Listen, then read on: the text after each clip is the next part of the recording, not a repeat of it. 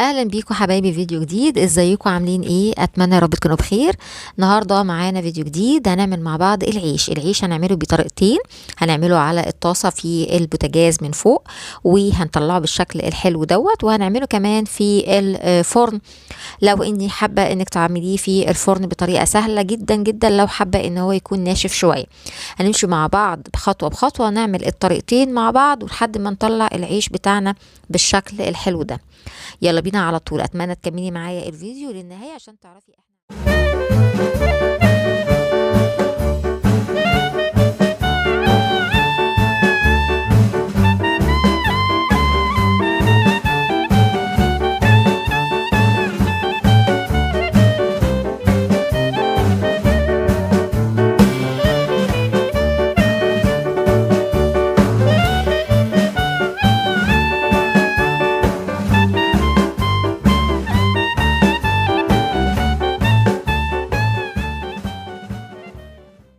طيب، اول حاجه هنبدا بالعجينه الاول. دول 3 كوبايات من الدقيق، هحط عليهم رشه ملح، وهحط عندي معلقتين كبار من السكر، وكيس خميره فوريه. هقلب كل الحاجات دي مع بعضها، وهبدا انزل بالميه تدريجي شويه بشويه، والميه يفضل انها تكون دافيه.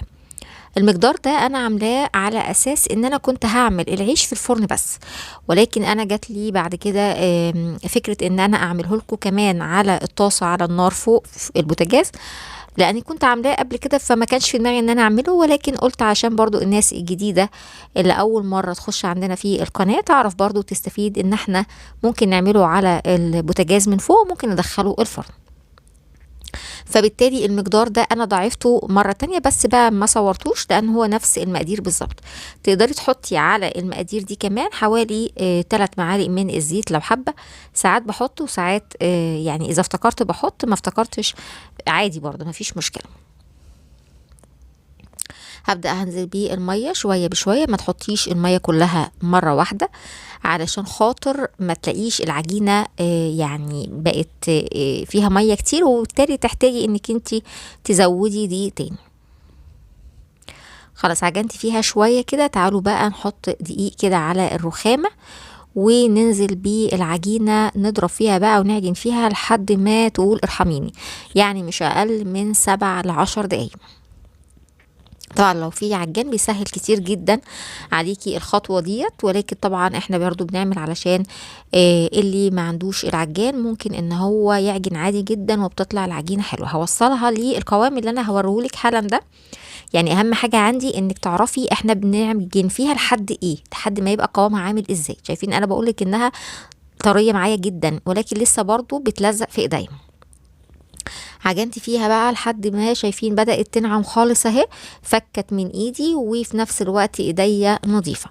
هعجن فيها برضو وهكمل اوريكي تفتحيها، عارفين زي القماشة كده بتفتح معاكي بسهولة جدا، يبقى معناها انها وصلت للقوام المظبوط.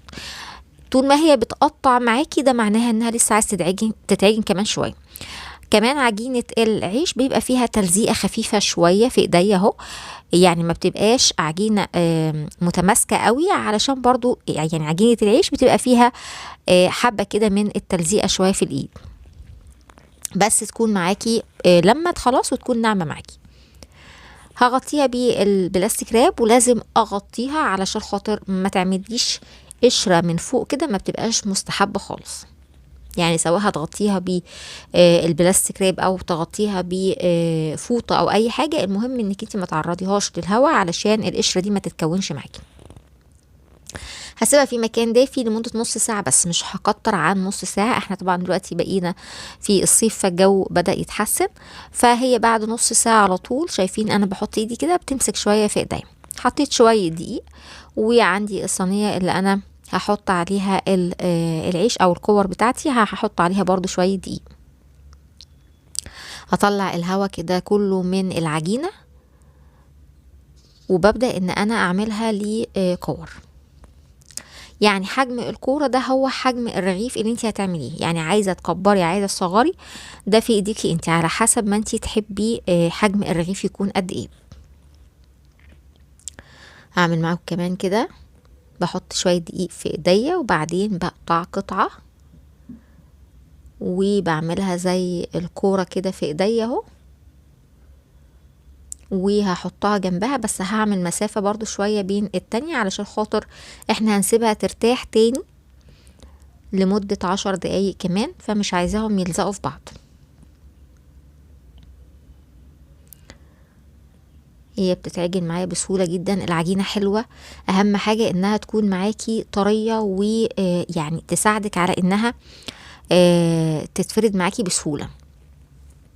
ادي بعد ما خلصتهم كلهم هسيبهم زي ما قلت لك 10 دقايق، ولازم برضو اغطي عليهم بفوطة او اي كيس علشان الطبقة اللي بقولك عليها دي ما تتعملش من فوق، لانها بتبقى يعني زي قشرة كده، بتيجي تعجنيها ما بتبقاش حلوة خالص، بتبقى عاملة زي قشرة كده مكسرة، فدي مش عايزينها.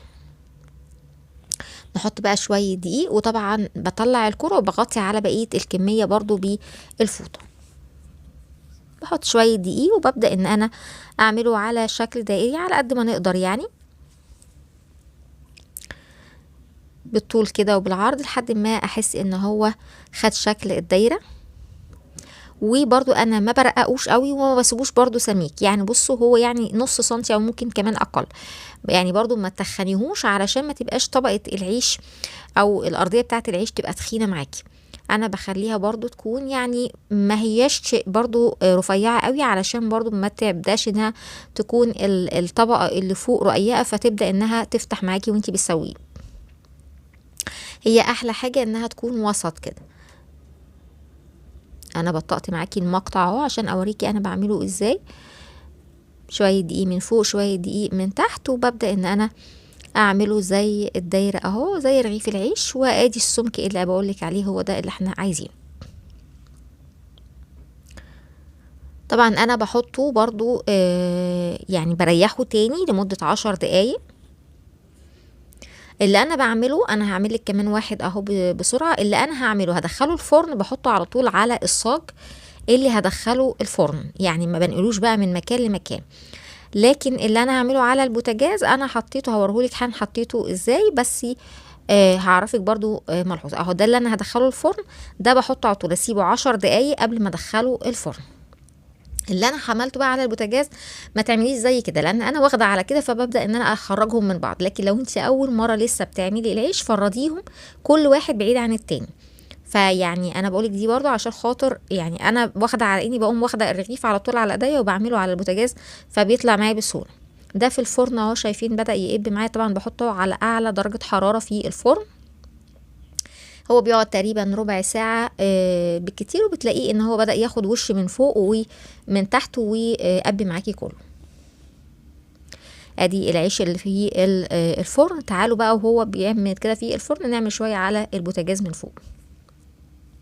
طبعا الصينية او الطاسة بتبقى سخنة والنار عندي بتبقى عالية جدا، مجرد ان انا بحطه بيبدأ يعمل زي فقاعات صغيرة كده او نغمشة كده على الوش، بقلبه على الناحية التانية، يعني باخد دقيقة من هنا ودقيقة من الناحية التانية، على طول بيقوم طالع معاكي بمنتهى السهولة خالص اهو. شايفين شكله في منتهى الجمال، احلى كمان من اللي احنا بنجيبه من بره يا جماعه، وعاملينه في البيت وبمنتهى النظافه وسهل جدا.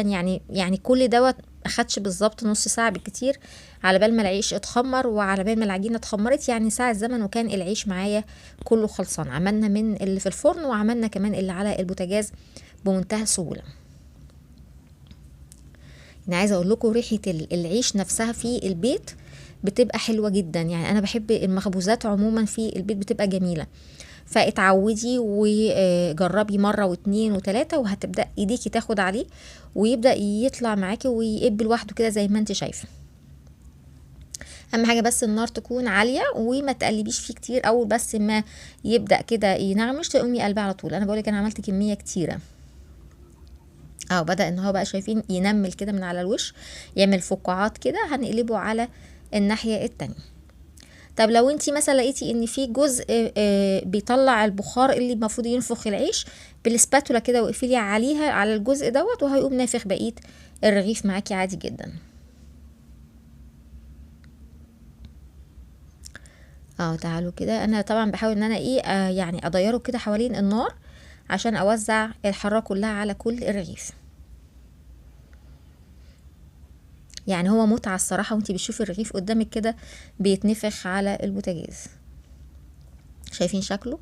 يعني انا مش عارفة ده طلع شكل دبدوب كده، بس حلو عاجبني يعني. ادي العيش يا حبايبي اللي احنا عملناه في الفرن بعد ما طلعناه. هو طبعا بيبقى زي ما قلت لك هو بيبقى ناشف شويه الوش بتاعه. لو حابه انك تطريه انك انت تحطي عليه فوطه وتسيبيه يعرق على بعضه، فهيبدا ان هو يطرى معاكي. يعني الوش والظهر في منتهى الجمال. تعالوا نفتح كده ونشوف كمان من جوه اللبادة بتاعته حلوة ازاي. وطبعا ده لو انتي حابة ان هو يكون ناشف معاكي شوية. والعيش التاني اللي هو على البوتاجاز اهوت طري جدا في منتهى السهولة والبساطة. شايفين؟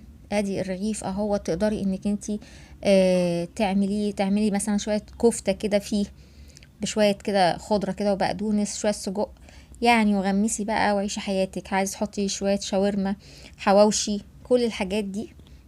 شايفين العيش من جوه بيتفتح بمنتهى السهولة ازاي. هفتح لك كمان واحد. انا مش عايزة افتح كل العيش برضو علشان يعني ايه ما نبوظوش. يعني وصفة سهلة جدا وبسيطة. العيش ما خدش مننا حاجة. واتمنى انك انتي تجربي وتشوفي. ولو ليكي اي اسئلة او تعليق اكتبيها لي على قناة نانا تشانل. باي باي. طيب اول حاجة